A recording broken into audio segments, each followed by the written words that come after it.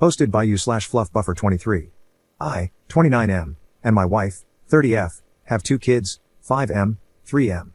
My wife works a full-time office job, while I work from home with extremely flexible hours. Basically, as long as I meet my deadlines, no one really cares how many hours it took or what time of day I work, outside of some Zoom meetings.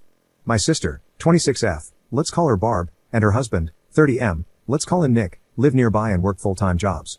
They have a daughter, 5F, let's call her Tracy. Because of my comfortable work schedule, when our kids started going to daycare, we basically decided that I would drop off and pick up my niece from daycare alongside my own kids. I didn't really mind, and I thought it was great for my kids to spend time with their cousin. I get along with Tracy as well and always thought I was her cool uncle. She's a sweet kid and usually well behaved. So anyway, most days I bring her and my kids back to our house, make them snacks or dinner, and in the afternoon or evening, my sister comes to pick them up. A few days ago, the 5-year-olds were watching Bluey on the TV while I was preparing snacks with my 3-year-old, and I suddenly heard yelling. I rushed over to see what was happening, and my son was yelling at Tracy, "My dad's not a girl," while my niece yelled back, he's a faggot. That's like a girl. The word is different in my language, but the meaning holds, as does the distinction between using it versus simply addressing a gay person. I was kind of in shock at first, but I turned off the TV and sat her down to explain that this is a very bad word and we shouldn't call people that. I also explained that, regardless, I'm not a girl. Because this is a bad word, I told her she should apologize to me because we don't act mean to each other in this family, and that if I hear it again, I'm going to talk to her parents, and she'll get in trouble. She said she wouldn't get in trouble because that's what her dad called me, and he's not in trouble. I was stunned. I told her that regardless of what her dad said, it's a very bad word and she's not to use it with me or in my presence, and that she should apologize regardless because it hurt my feelings. She did apologize because she's a really good kid. We talked some more, and I prodded her about other things her parents said. From what I gathered, getting info out of a 5-year-old being obviously a difficult and unreliable process, Nick, my brother-in-law, told my sister in Tracy's presence that men shouldn't be sitting at home all day doing childcare, that cooking is a woman's duty, as is cleaning, and really most of the things I do around my house. He said I'm a girl. I interpret this as not really a man, because I do housework and my wife earns more money than I do. I explained to Tracy as best I could that men and women can work from an office or from home, and that my wife or Barb working long hours from the office doesn't make them men, and vice versa. I didn't dwell on it with her since it's not really her fault. I didn't immediately bring it up with my sister because I figured it would be a difficult conversation, and I didn't want to have it in front of the kids. I also wanted to talk it out with my wife first. I talked to my wife that evening, and she seemed really upset as well.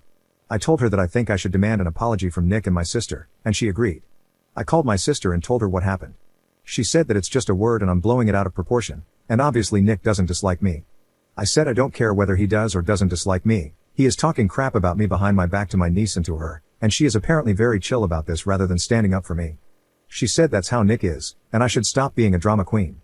I told her to screw off, and if that's how she felt, she could pick up her own child from daycare, and I hung up. I know it was really short notice and rude, but I really felt like I was being disrespected by people I've done so much for over the years, and they are my family. My wife said she understood and that I shouldn't back down until I at least get a proper apology. The next 2 days were a weekend, and there was no daycare. I assumed there would be calls or texts from Barb, but there was nothing. In fact, the suspicious lack of messages or calls made me think she didn't take my words seriously, which actually made me angrier. The calls did come when it was time to pick up Tracy for daycare, and I, obviously, didn't come. I dropped my own kids off and didn't even answer for a while. I know it was petty, but I had been stewing for 2 days and figured letting Barb stew for a few hours seemed really appropriate and felt really good. Around noon, when she called again, I did pick up. I was going to smugly tell her that I was ready for my apology and we could put it behind us, but I didn't get the chance. Instead, she went off on me about how I was irresponsible and flaked, and she was so late for work because of me. I told her, I told you I wasn't going to pick her up. You had 2 days to make arrangements. She kept yelling at me, so I hung up again. She kept calling and sending texts about picking Tracy up from daycare, to which I said I would not, then stopped replying. When I came to pick my kids up, Tracy expected me to take her as well. I didn't, which was really rough on both of us. I know it's not her fault, she's 5, and she suddenly doesn't get to come over to our place to play and have snacks, but at the same time, I didn't want to just let this thing go. I felt like I deserved an apology, and still do, so I explained that her mom and I were fighting, but I would pick her up again when we worked it out. She obviously didn't take it well, because she's 5, but I apologized, took my kids, and left. A bit later, I got a call from my mom. Barb roped her into picking up Tracy, but my mom is disabled, so she was having a really hard time with Tracy. She asked me why I was being mean to Barb. I told her everything, expecting her to take my side, but instead, she also pulled a "you know how Nick is." I replied that the more I realize how Nick is, the less I like it, and if he thinks all this crap in general and about me specifically, I sure as hell am not going to be doing free labor for him. She said I was blowing this all out of proportion, and I told her I wasn't the one doing it, because all I asked for was an effing apology, and everyone else seemed to prefer all this drama over just giving it to me. She said I should just be the bigger man and not let it get to me. I told her I was done and to have fun with Tracy. That evening, I got a call from Nick himself, which I hesitated to answer, but I chose to on the off chance that I was actually about to get an apology. Nope. Apparently, my behavior is causing Barb great distress, and he wanted to know how I could do this to my own sister. I told him that since we're family, how could he talk crap about me to his kid, whom I take care of daily? He said he was only joking and it was all in good fun. I told him it was neither good nor fun for me, and I wanted my apology. He blew up on me, telling me I was a faggot and couldn't take a joke, and called me a hysterical little girl. I told him to screw off, that I was done with him, and hung up. This led to a bunch of calls from Barb and my mom, which I didn't answer. Barb texted me that it wasn't fair for Tracy to pay the price for me being petty, and I told her it wasn't fair for Tracy to pay the price for her parents being ungrateful pieces of crap. She yelled at me about how she was going to lose her job and I was being cruel to her and to mom. I told her I was done, and unless her next message was an apology, I would block her number. It wasn't, so I blocked her. For the past few days, my mom has been picking up Tracy, and it's been really rough seeing her in daycare and explaining that grandma's going to pick her up, which she hates. She tells me she isn't having fun with grandma and wants to come over to our place, and it's breaking my heart. But at the same time, I've never received a single apology from anyone but the 5-year-old, and I feel like letting this go would be telling my family that it's okay to ignore my boundaries. At the same time, I love my niece, and I don't want to traumatize her or have her resent me. She is a good kid, and none of this is her fault. What do I do? Edit. Holy crap, you guys. The post has barely been up for 4 hours, and I'm already so grateful for all your support and advice. The idea of Nick actually wanting Barb to quit her job is not something I had considered, but now I think it might actually have some merit, and it makes me very worried for her. At the same time, I can't really do much until she at least acknowledges that that's just how Nick is, so stop overreacting isn't going to fly with me. I also assume it's only a matter of time before my mom is no longer an option. She's already struggling, so I hope I get a chance to talk to Barb about it, ideally because she sees my point of view, but I'll settle for her being desperate. I don't know what sort of childcare they'll be able to afford. They took out a large mortgage on a house they can barely afford. I will also make sure to emphasize to Tracy that I love her and none of this is her fault. Thank you all. Update 1 day later. Alright, so I posted this yesterday and was genuinely overwhelmed by the comments, advice, and support. I'd like to thank everyone for it and feel this warrants an update. Just to clarify a few things. My dad died from a heart attack 2 years ago, which came as no surprise because he smoked a lot and lived a pretty unhealthy life. It wasn't his first heart attack either. He was a great grandpa and a great dad, right up to the end. But his death left my mom alone, and she doesn't work. My mom has multiple sclerosis, which is mostly steady but slowly gets worse over time and flares up occasionally. It's made worse by stress, which my mom is dealing with now. A flare-up often means she doesn't quite get back to the level she was at before, so we mostly try to keep her stress-free. My dad had life insurance, so her house is paid off, and she has a little money. However, there's also a caretaker who comes over 3 times a week to clean, cook, shop, etc., which she can't afford, so my wife and I pay for it. As I mentioned in a comment on the original post, my wife and I are probably doing better financially than Barb and Nick. They have a fancy house and fancy cars, but they also have a mortgage and loans. The great response I got made me think about all this again. I thought about how I could stand my ground without giving up on Tracy altogether and realized there was no perfect solution. I had to settle on something.